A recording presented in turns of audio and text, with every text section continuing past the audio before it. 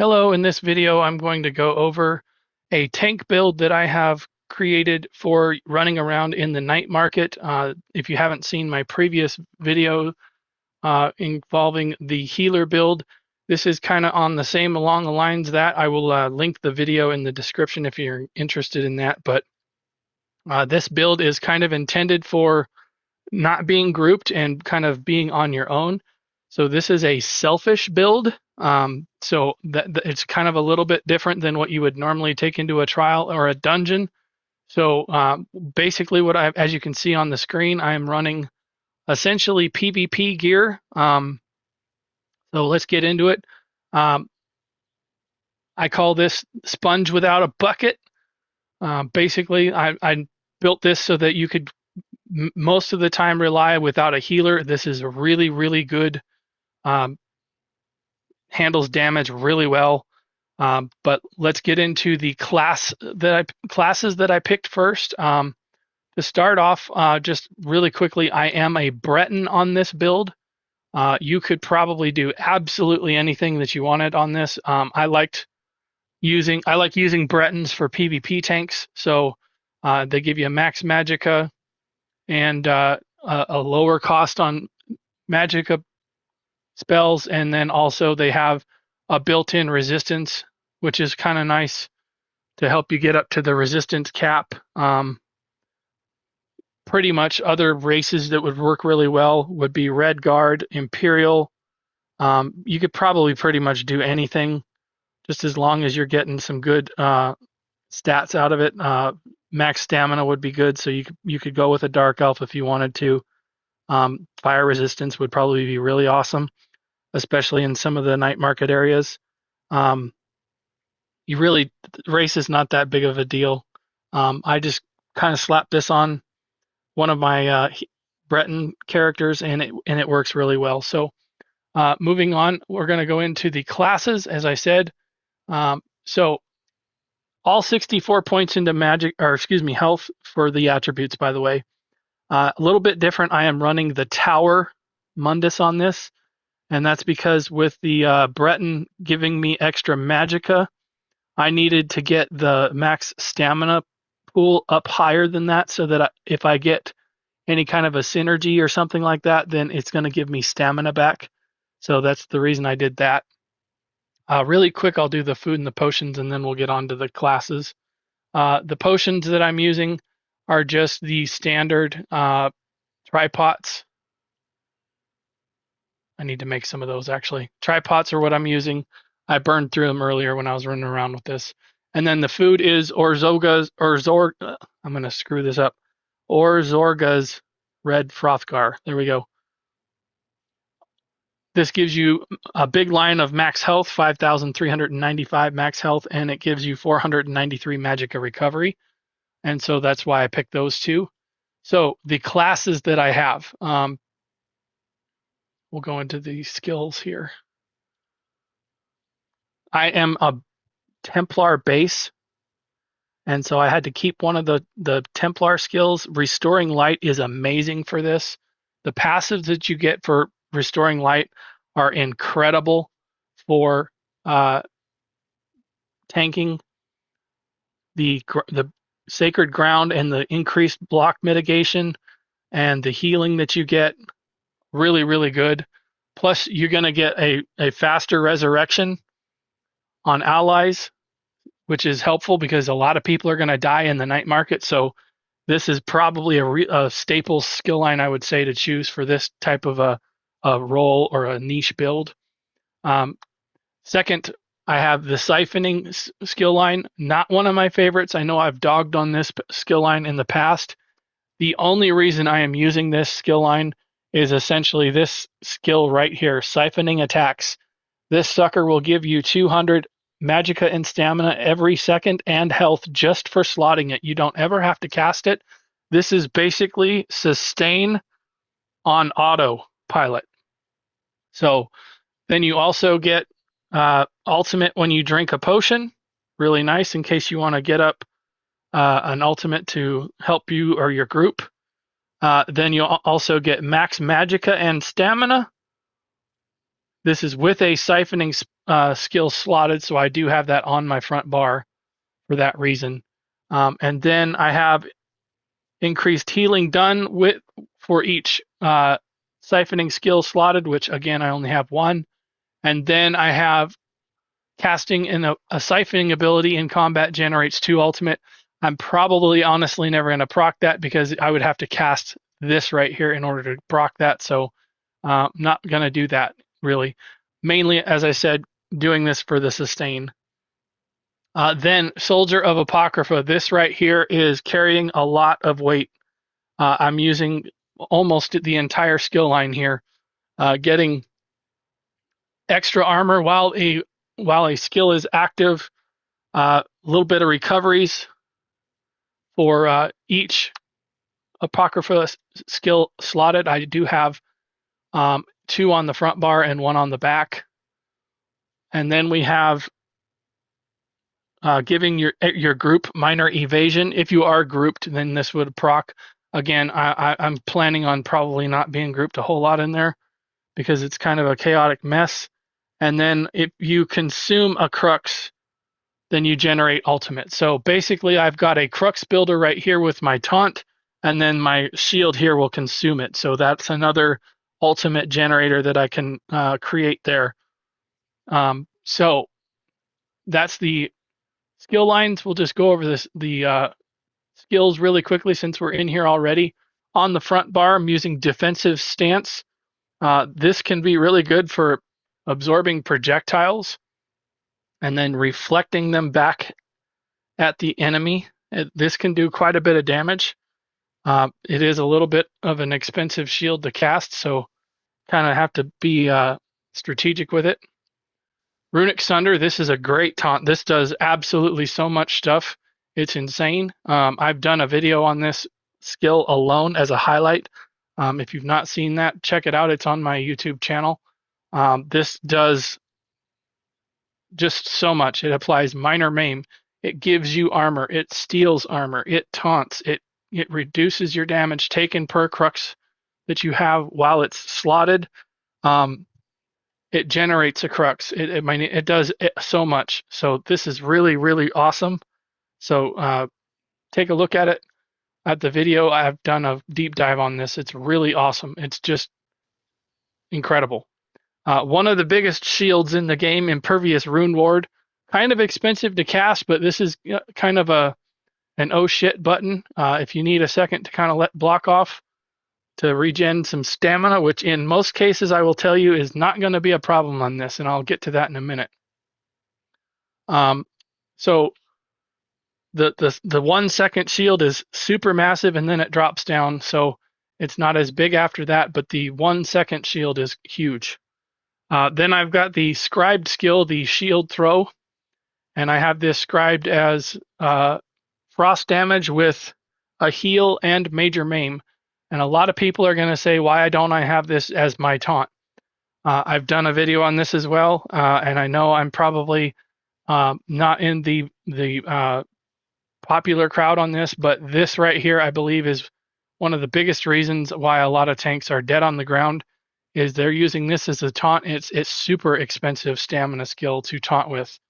If you use Runic Sunder, it's half the cost, and it does 7 things, I believe, if my count was accurate. This right here, if you change it to frost damage, it changes the cost to Magicka, as you can see, and you still get an excellent heal with that, and it just helps with sustain so much to not have to drain out on having a stamina taunt like this. It's just, I know that this has a range that's different, but it really, honestly, I've got chains on the back bar for 22 meters away. If something's further out than 22 meters, you got to step a little closer and then just hit it. I mean, it's really, you're moving around anyway. There's not really that many things that are that far away that you need to yank in and can't move towards. It just doesn't happen that much. So that's what I use for shield throw. Again, this is Siphoning Attacks. This is just slotted solely for the recoveries that it gives. If you need a big burst, it'll cost you 4,000 heal, as you can see. and you'll get 2,600 stamina when that happens. Temporal Guard from the Sigic Order skill line, excuse me. This is here just to give me minor protection. So that's nice to have on the front bar. On the back bar, I have Restoring Focus. This is my Major Resolve skill. I'm pretty much at the cap already. This kicks me up and over quite a bit, but the main reason I use this is because it's kind of a easy heal and stamina regenerator. As you can see, it only costs 918 stamina, and it gives me 242 stamina every second for 20 seconds. So you pretty much get recuperated the stamina back in 3 seconds, and then the rest of that 17 seconds is all gravy. So you're going to get the heal plus the stamina. It's really great. Even if you're over the resistance cap, this one is awesome to use. And then we've got Extended Ritual next. Why this is really nice is because it creates a massive 12-meter ring that creates sacred ground for you. This is going to help anybody that's in the area, even if they're not grouped with you, they can still use the synergy and they still can get healed as well. As you can see, it doesn't have grouped allies. Or grouped members. It's just allies, which means anybody can use this. And then I have Elemental Susceptibility. Not quite leveled up all the way. However, it still does exactly what it's supposed to.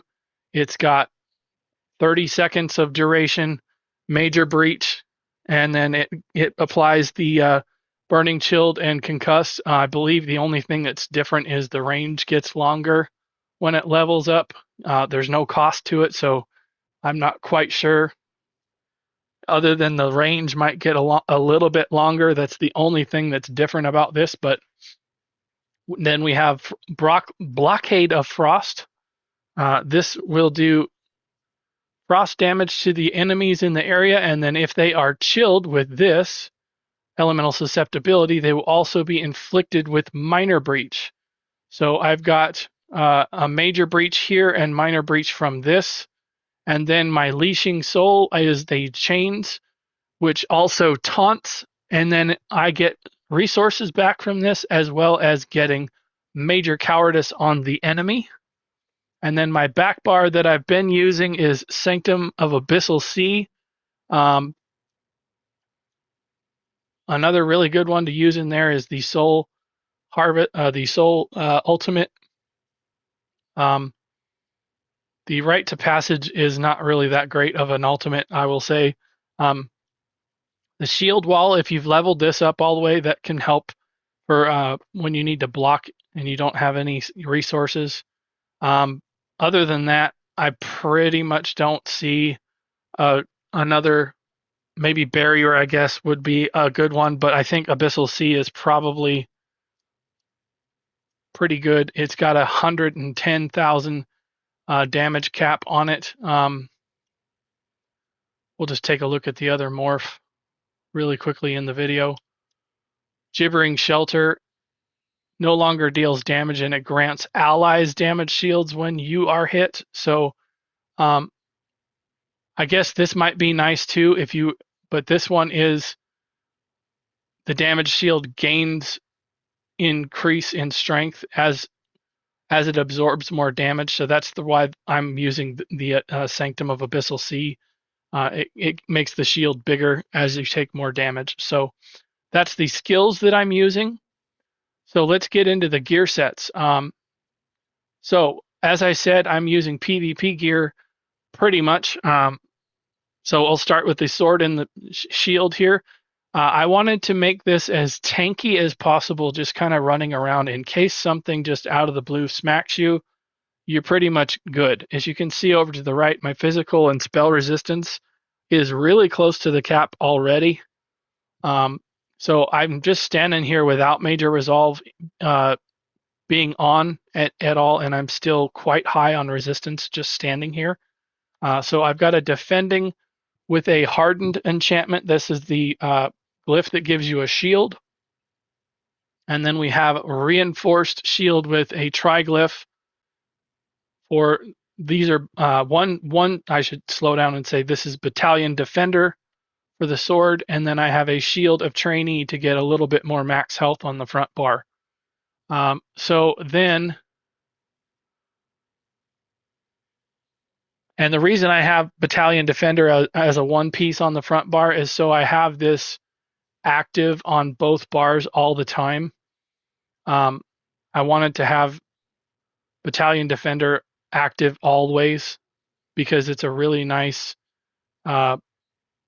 It gives you a heal. Basically, the reason why this is such a nice set, especially if you're not grouped. Again, this is intended for running around in the night market, not grouped. When you block, you heal yourself or a group member. Well, if you're not grouped with anybody, you're gonna get this heal every second, every time. So, on top of the skill here, giving you a heal of 1135. And then you also have Siphoning Attacks giving you a heal of 1365 every second. Now you're talking about Battalion Defender giving you a heal every second that you are blocking. You get 2679 every second. So you do have to be in combat. You can't just stand here. I think that's one of the conditions.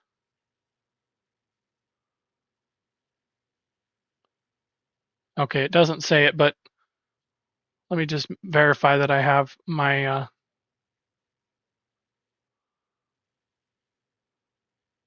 overhealing on.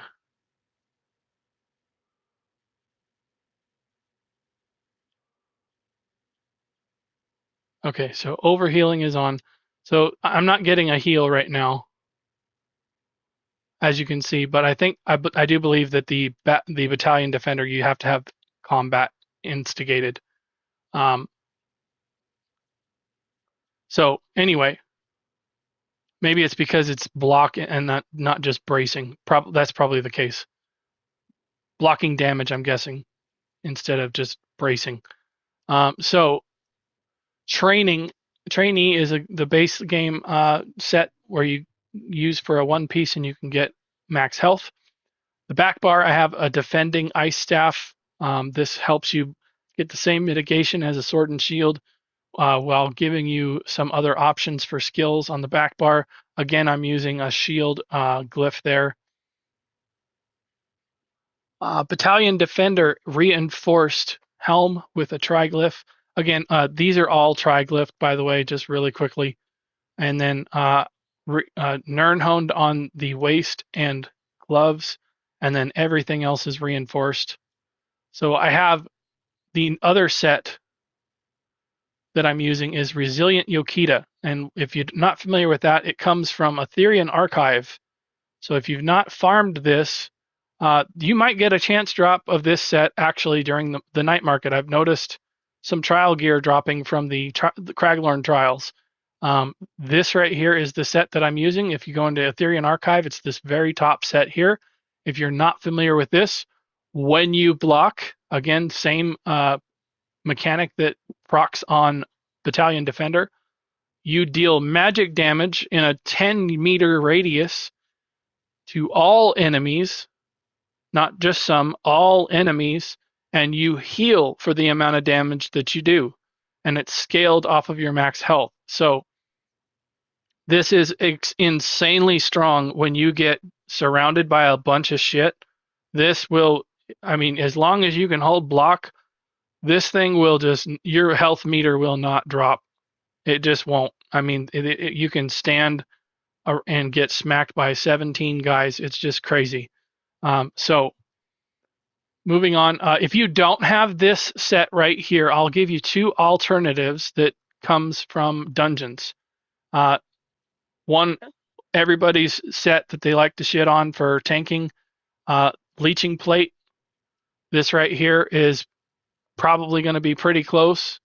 The only thing is it you have to have guys around you enough to get the heal build up. So it doesn't quite, and it's not as strong. I'll put it that way. So Imperial City Leeching Plate, this one is a good option. And then the other one, this one is a little bit more difficult to rely on because it only procs once every 8 seconds. And so it does give you a burst heal and you get 100% of the damage done, whereas with Leeching Plate, you get 109% of the damage. With this set here, you get 109%. So it matches Leeching Plate, but the amount of damage that it does is larger. As you can see, it's 3270 per enemy, whereas Leeching Plate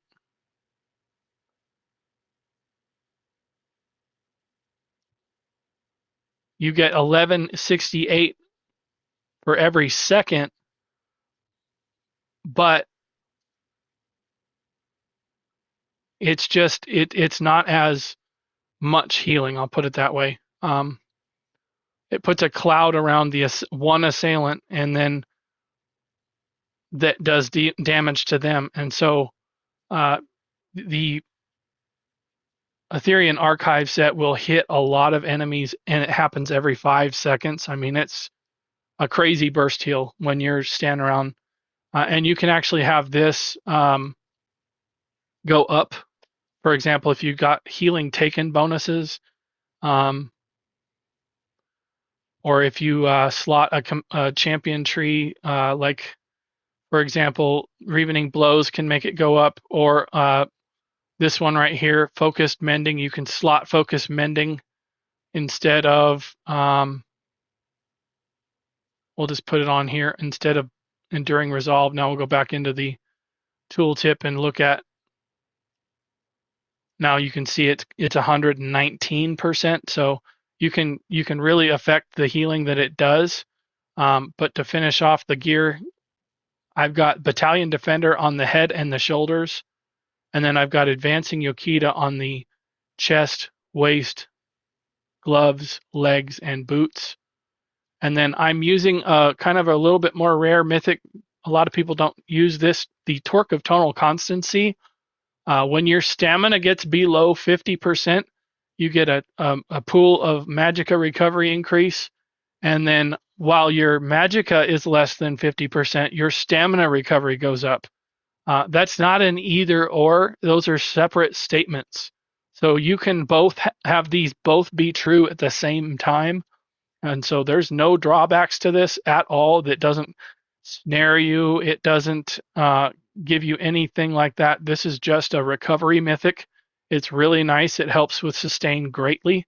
And by the way, I have Infused and Bracing Enchantment, which reduces my block cost on all 3 of these. And so Battalion Defender are my rings with Tonal Constancy on the necklace. So now we're going to get into a little bit of the blocking and why this tank build does so well. So we're just going to put on those right there so we get Sacred Ground, and we're going to come into the advanced stats here, and we're going to look at this character sheet, and we're going to see right here the block cost on this is 425, and my block mitigation is at 89%, which is 1% below block cap. The cap is 90%. So this right here, 425. Every time I block something, it's going to cost me 425 stamina.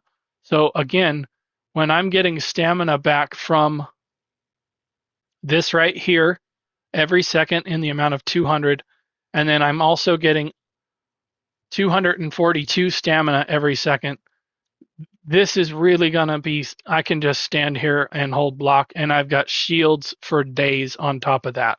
So, and I'm also debuffing the enemy with Major and Minor Breach, Major Maim, Major Cowardice, Chilled, all kinds of stuff. So, and I'm stripping armor with Runic Sunder. So I'm not just doing Major and Minor Breach, I'm also doing Runic Sunder. So that's really important, is to rip the armor down as much as possible so you can kind of burn through the ads and the enemies in there. So really quickly, we'll go over the CP tree. I pretty much just keep stuff down here on the bottom for the most part.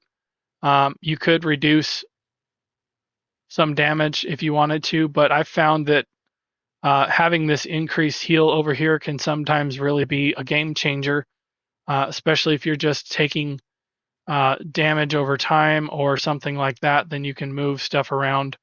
But if you're at the resistance cap, I mean, the damage taken is going to be a little bit. I'm at resistance cap and block cap, so I mean this stuff helps, but I mean you're pretty much what you can be with this build. So going into this line over here, the red tree, boundless vitality, fortified, and then I've got bastion here, and then my last one is of course bracing. So you could possibly pop this in if you're just going to run around with a bunch of ultimate. This will give you a ton of health recovery. You don't really kill a whole lot of stuff as a tank. Usually other people are doing it, so these don't really help. If you wanted to increase your speed on rezzing, you could put this one in as well. Spirit Mastery might be good in there on the night market, but I think in most cases people just port to the Way Shrine and run back. It's not really something that people sit around and wait to be rezzed. But that's how I have my CP tree, the skills, the gear, everything. So let's just run into the night market here, and I will show you essentially how you can stand in a group of enemies here. I will say there are some mechanics from bosses that will still one-shot you. I think they designed it to where you have to manage the mechanic, get out of the way, roll dodge, whatever. If you just stand there, it'll kill you even if you're holding block. I'm not sure what all of those mechanics are. I'm still kind of getting in here and learning things, but just to show you how well this does on its own.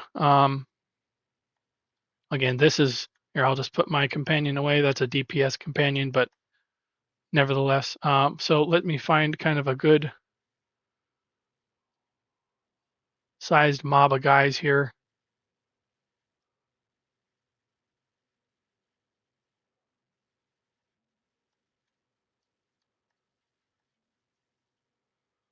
And I'll just basically just stand here and let them smack me. As you can see, I'm getting a lot of healing.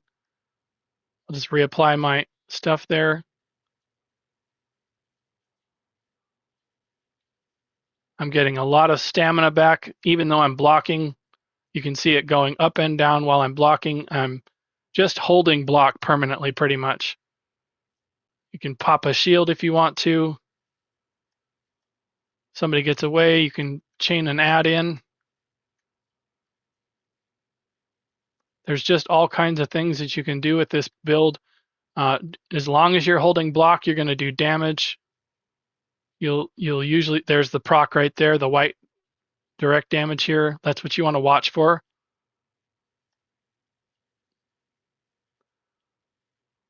Here comes again, right there. That's as long as you got them close enough. I mean, you just want to chain them in to where they're in the herd. Little trick for tanking in the Elder Scrolls Online. If somebody is not chainable, all you have to do is kind of run away from them and get them to chase. You see that guy back there. Now we can come in close and stack all the loose guys on the guy that won't move. That's a good way to tank. And if I need resources, I can just hit this right here, the Siphoning Attacks, and it'll drain my health a little bit, but as soon as my set pops, I'll go right back up to full. So this is a cheap sustain here. As you can see, I'm just standing here doing absolutely nothing but holding block. and reapplying my resistances. So you can stand here and just do nothing.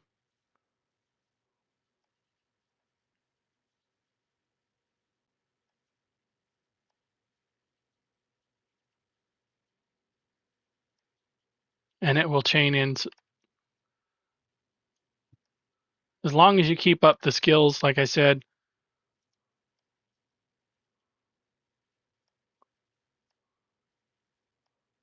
you can pretty much just stand around and just have everybody smack you.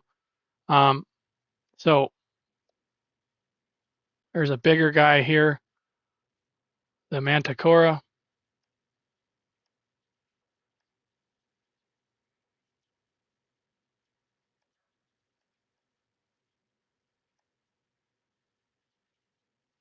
There's 2 Manticores. Okay, we'll try and chain in. But the more people that get around you, the better it is, because then you can really get those numbers to pop really high from your gear sets. And really, the biggest thing that I have trouble with is Magicka sometimes. You can pretty much see that I'm not really having trouble with damage. I'm just standing here. Nobody's healing me except for myself. But this, and I'm not grouped. This person just kind of showed up randomly. So if you need a Magicka, you can pop that a little bit and you'll get your heal back.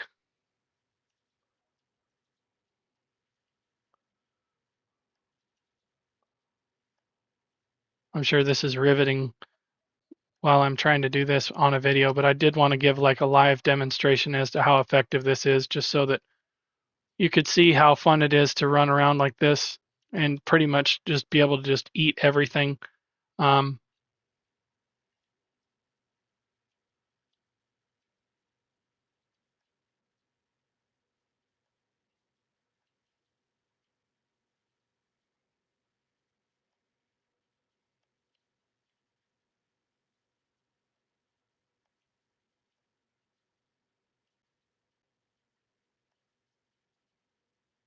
Okay, so as you can see, this build does pretty well. So I'm going to travel back to somebody. So this is a real nice trick. Just travel to one of your guildies that are in the night market already, and it'll take you back to the main lobby of the night market, just like that.